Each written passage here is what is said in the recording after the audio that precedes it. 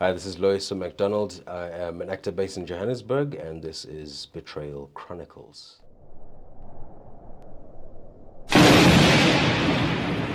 Betrayal Chronicles. Journey into the dark side of trust. So, betrayal. The age-old, age-old topic of betrayal. I, like most of you, have been betrayed before. The one that kind of sticks out to me the most was obviously a past relationship. I met this person, oh gosh, I can't even remember the exact year, but we'd known each other for a while. We'd known each other for a few years. The relationship got serious.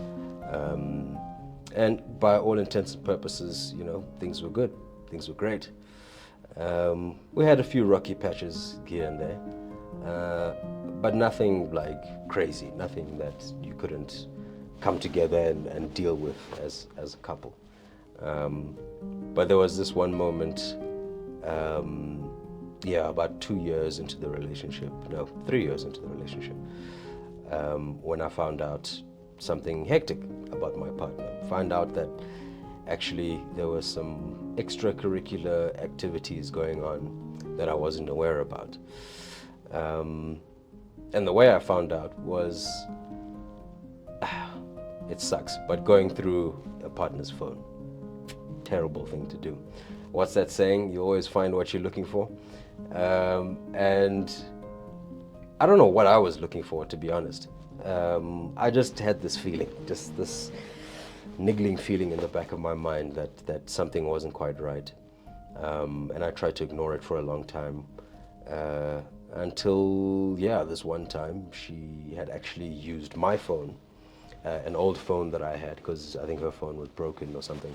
So I'd given her an old phone of mine to use, and while I still had my present phone. So she was using this phone for a bit.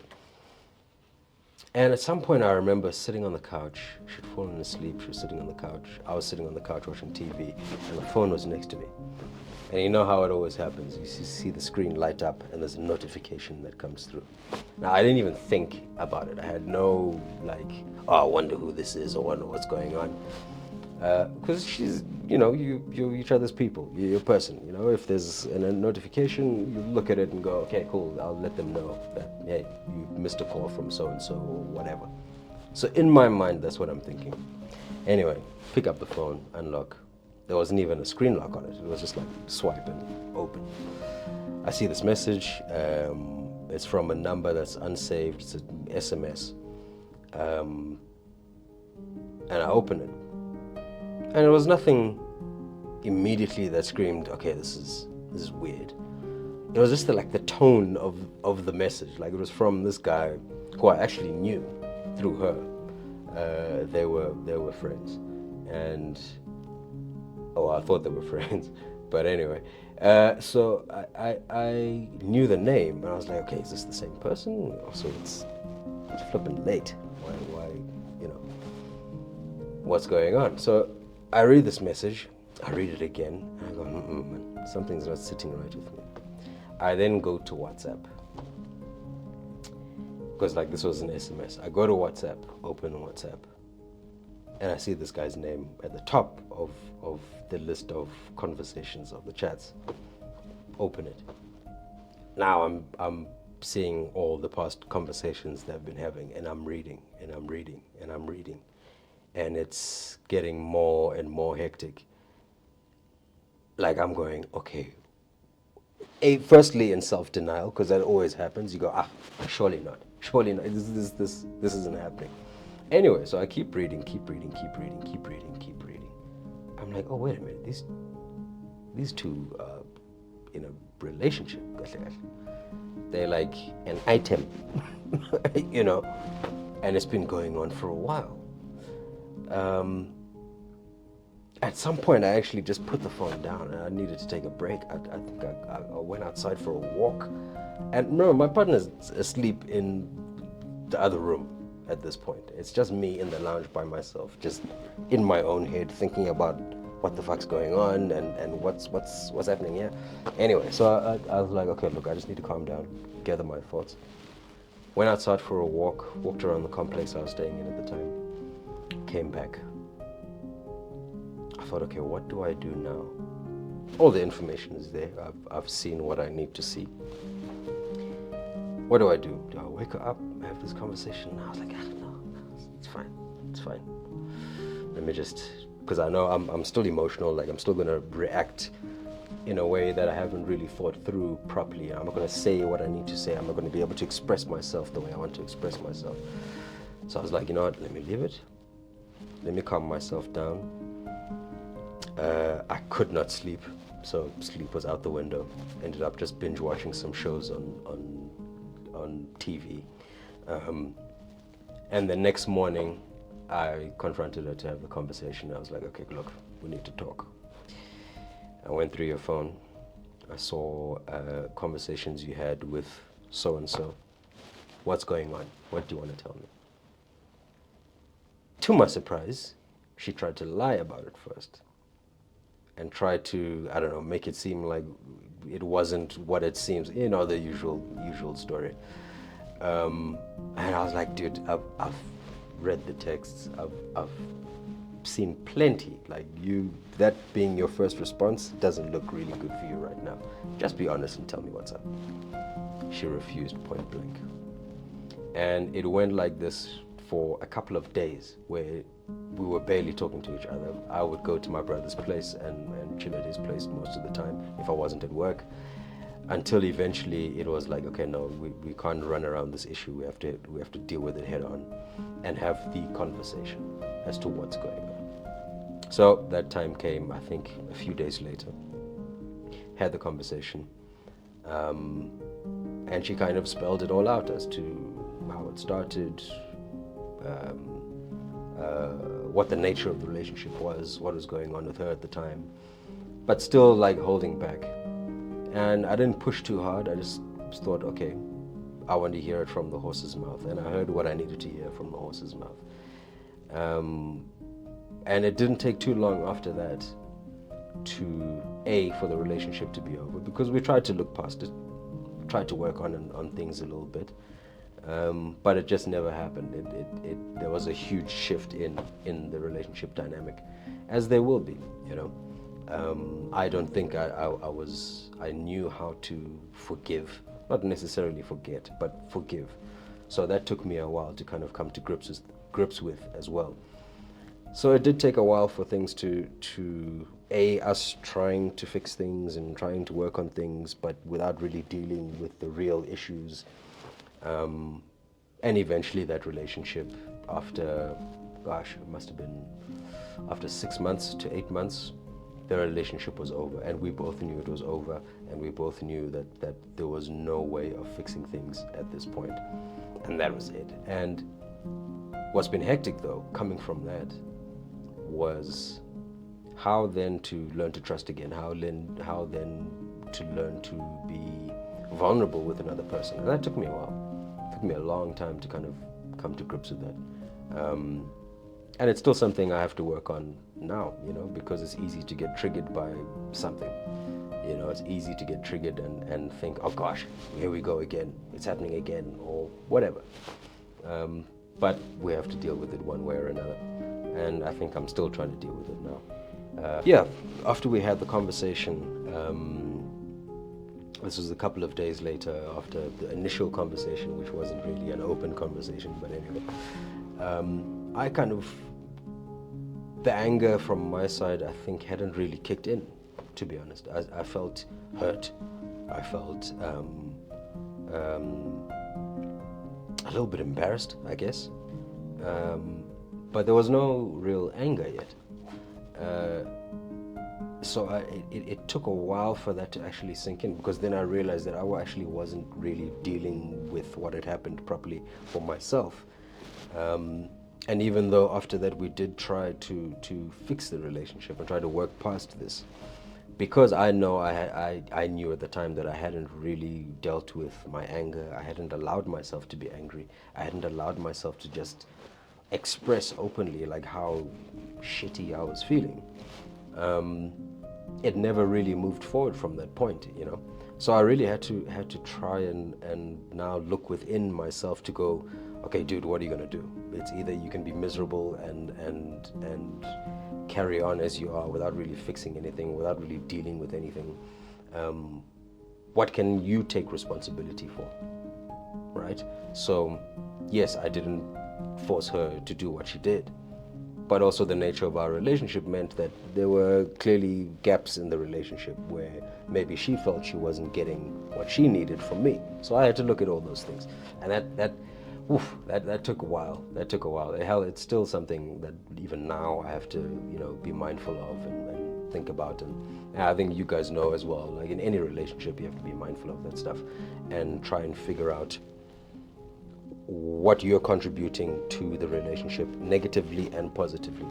And that's the journey that I think I'm still on now in my current relationship, in relationships since then. I always have to think about, what's my contribution to things, good or bad. And I think that's helped in some ways to get over what happened, so that I'm not like looking at all my my partners with the same lens and being distrustful and snapping at things I shouldn't be snapping at, or being triggered by things that I shouldn't be triggered at. Allowing myself to feel as well, allowing myself to take time to heal, I think, is the biggest thing, and not like just rushing into situations. After a couple of years, after the relationship had ended, I think it was the first time where I actually had time to like just step out of the relationship in a way and just look at things, and also having understood where she was coming from. I realized that we'd actually started to drift apart long before there was any sort of betrayal in the relationship.